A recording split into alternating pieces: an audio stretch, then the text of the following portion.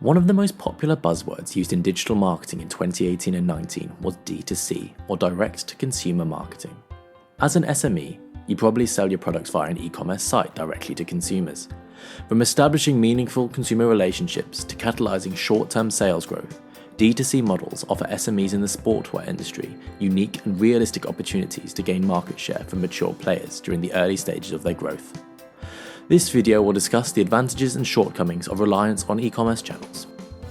Firstly, direct e-commerce platforms allow companies with limited funds to generate short-term sales growth by targeting niche consumer segments at the bottom of the marketing funnel. Few companies can compete with the multi-channel communication budgets of giants like Nike or Adidas, and so you need to find a gap to compete on a smaller scale before expansion. By finding a clear position in the market to occupy and communicating digitally to target segments with meaningful messages, you can initially avoid competing for retail space with mature players.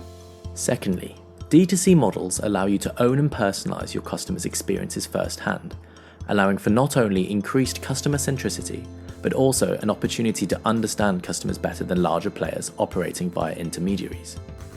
When consumers make a purchase through a company-owned platform, you can easily gather vital behavioral and demographic information, and consumer behavior can be mapped more easily. Furthermore, brands that operate without intermediaries do not risk customer satisfaction being tainted by factors beyond their control, such as poor retail service. Thirdly, managing one's own supply chain allows for companies with sufficient infrastructure to avoid external costs and potential problems experienced by intermediaries. SMEs must therefore be fully prepared to support demand, since those who are slow to respond or undermine their digital value proposition will likely fail. All this seems great, right? Well, yes and no. Targeting niche segments through really good targeted marketing is useful, but you're only really filling up the bottom half of your marketing funnel. In order to promote long-term growth, you'll need to expand both your brand building channels and your sales channels. Acting without intermediaries like Amazon or major retail players like ASOS has worked for some. Gymshark is a notable example of a company that really only sells D2C online. But the company have recently started selling products through pop-up stores, and it seems like only a matter of time before intermediarization through digital platforms too. In order to increase your presence in the sportswear industry, you need to carefully consider how you can reach new consumers. Could selling your products through new sales channels like affiliates or intermediaries help increase your reach?